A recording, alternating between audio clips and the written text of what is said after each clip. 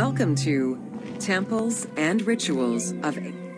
During rituals and festivals, the god was carried on a solar barge between the areas of a temple or the temples of different cities.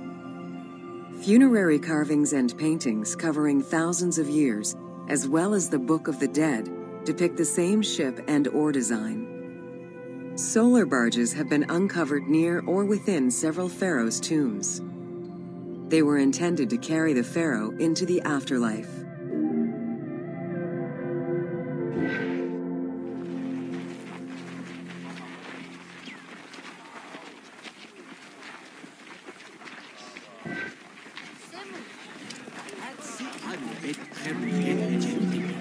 Ancient Egyptians believed that Ra, the sun god, traveled the skies in a boat known as the solar barge. The solar barge was believed to cross over to mythological lands.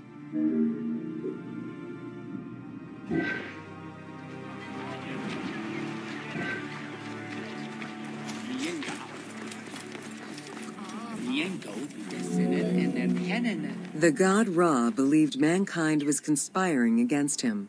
He ordered Sekhmet, the lion-headed war goddess, to kill all humans. To his chagrin, Ra quickly realized that with all humans gone, there would be no one left to worship him. In order to stop the rampaging Sekhmet, beer was brewed and dyed red with pomegranate juice to resemble blood. Sekhmet drank every drop of the brew she could find, eventually passing out drunk. When she awoke, she was calmer, and her lion visage had changed into Bastet. The festival of drunkenness was celebrated in honor of that myth.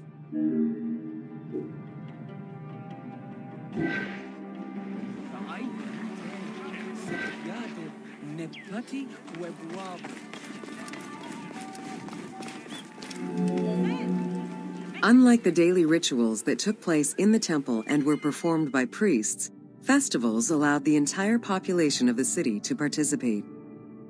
Festivals helped mark the passing of the seasons in the agricultural calendar.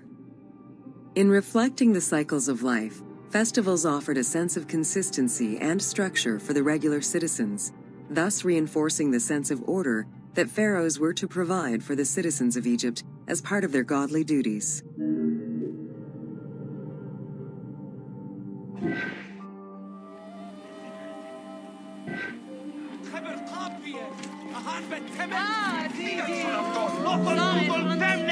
The importance of these festivals is demonstrated by their longevity. Records show that Osiris festivals occurred for more than 2,000 years. Some festivals serve to reinforce state control and promote the king's reign. Both the Opet and Set Jubilee festivals were specifically intended to celebrate the renewal of the king's power.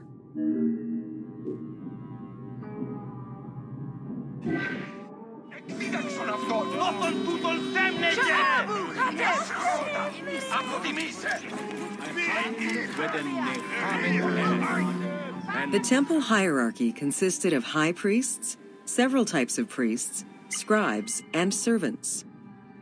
The high priest was known as the prophet. Some divinities had up to 4 prophets, and they were the ones to perform the most advanced and complex rituals.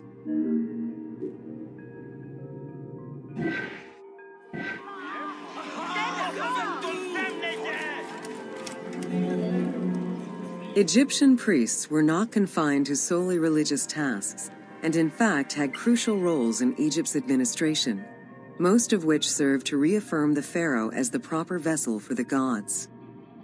Their focus within the temple was centered on the proper conduct of daily divine rituals, rather than as custodians of dogma or the indoctrination of individuals.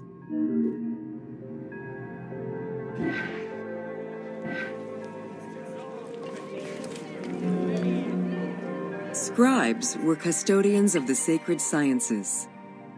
Some priests were associated with the funeral rites and were considered the group with medical knowledge. The servants of the Ka were low-ranking priests who carried food and offerings in funerary rituals.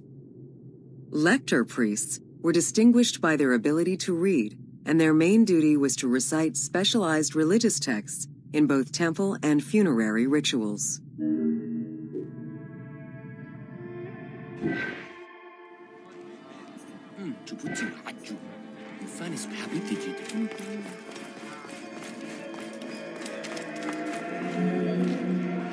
Priests and all the officials who served the temple worked only 3 months a year, with each period separated by a quarter of inactivity, at least within the temple compound. Each outgoing group handed over the temple and their tools to the newcomers. Only the high priesthood remained in permanent office within the temple.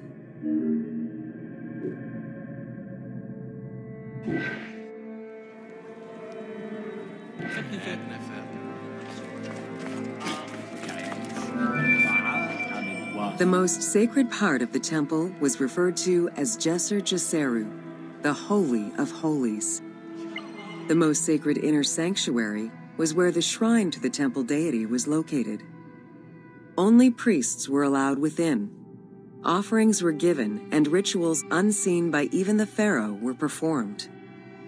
While the team chose to allow any character access to this space in some game temples, normally it was reserved for priests alone.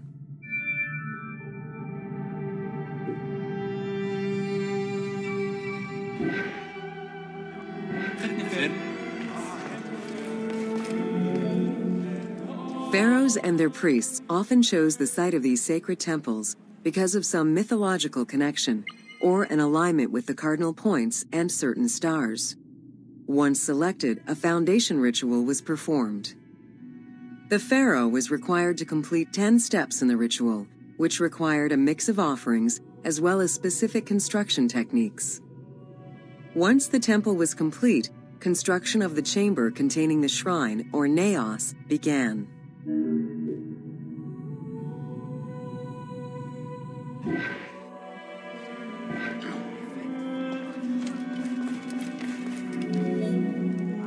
The naos was where the god statue stood. The representation of the deity was usually in stone or wood and decorated with gold, silver, and precious stones. Smaller temples had only one naos, while larger complexes, such as the Temple of Karnak, had many chambers to honor gods, such as Amun, Ptah, and Osiris. Each statue was believed to be a receptacle for the presence or essence of the god's Ka, enabling it to take a physical form.